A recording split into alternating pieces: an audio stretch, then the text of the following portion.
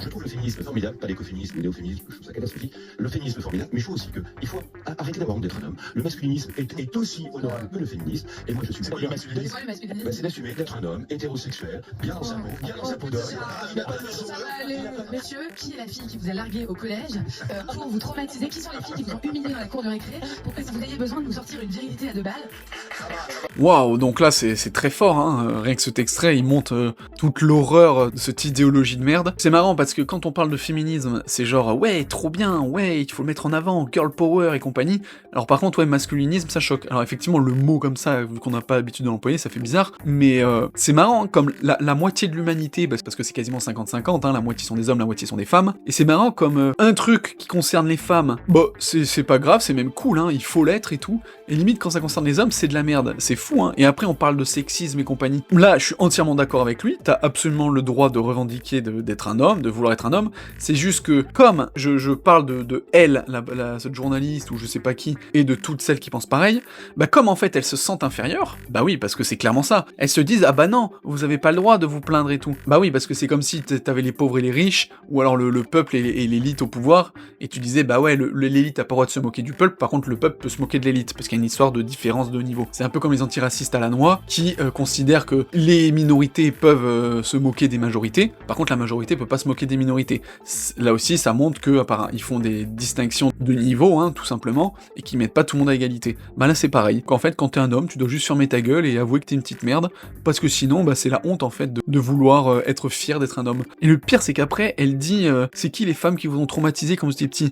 Elle le dit en rigolant, donc pour elle ça veut dire que si le mec il réagit comme ça, c'est qu'en fait il a été traumatisé par les femmes. Mais dans ce cas-là, si c'est le cas, raison de plus pour le comprendre en fait au premier degré, parce qu'en fait on te dit que les femmes, elles ont le droit de faire ça parce qu'elles sont opprimées par les hommes. Mais si ce mec-là a été opprimé par les femmes, pourquoi il n'aurait pas le droit de revendiquer aussi sa masculinité? Enfin voilà, le raisonnement il est identique. Donc vraiment, elle fait pitié quoi, c'est vraiment une pauvre cruche quoi. Globalement, il y a beaucoup plus de viols de femmes que voilà. Il y a une femme tous les 2 jours et demi qui meurt sur les coups d'un compagnon ou d'un mari ou d'un conjoint. En fait, je veux bien qu'ils disent comme ça pour une posture. Oui, les hommes aujourd'hui, c'est dur d'être un homme blanc depuis 50 ans. Mais malgré tout, globalement, c'est beaucoup plus difficile d'être une femme. Et les femmes sont agressées, les femmes sont violées, les femmes sont humiliées. Voilà, c'est ça la réalité.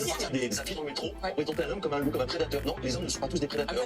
Oui, voilà, mais sauf que c'est ça l'image qu'on donne des hommes aujourd'hui. Et ça, je trouve ça parce que il y a les bonnes victimes, les mauvaises victimes, les bons coupables et les mauvais coupables. Nicolas Bedos, par exemple, est un bon coupable. Ça correspond à l'homme de 50 ans blanc.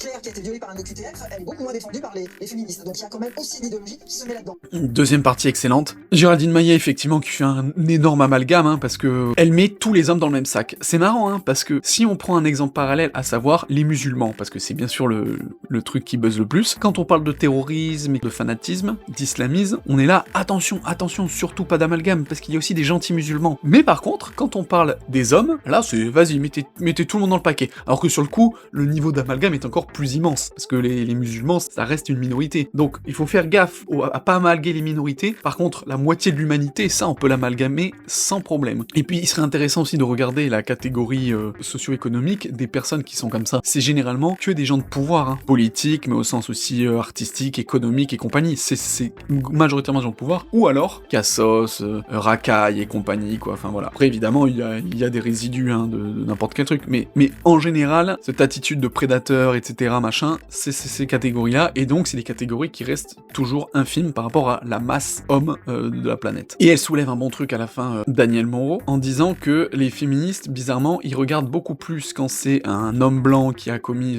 ce genre de choses que un OQTF. Et ça, je l'avais vu dans une autre vidéo de Frontières, ex-Livre Noir, avec une femme qui s'était infiltrée dans des groupes de gauche, et où elle avait entendu hein, des assemblées de groupes féministes, antiracistes et compagnie, qui disaient ça, littéralement, à savoir quand il y avait des agressions commises par des immigrés, il ne fallait pas le relayer, pas le dire, etc. Parce que c'était des immigrés et que comme c'était dans leur idéologie, et ben tant pis en gros pour ces femmes-là. Et c'était des groupes féministes. Donc vous vous rendez compte de la dinguerie. C'est juste à gerber. Bien sûr qu'il faut défendre le féminisme, mais à un moment donné, il faut aussi arrêter de taper sur l'amalgame général de l'homme blanc hétéro, souvent athée ou chrétien. Les gens qui font ça sont juste à gerber.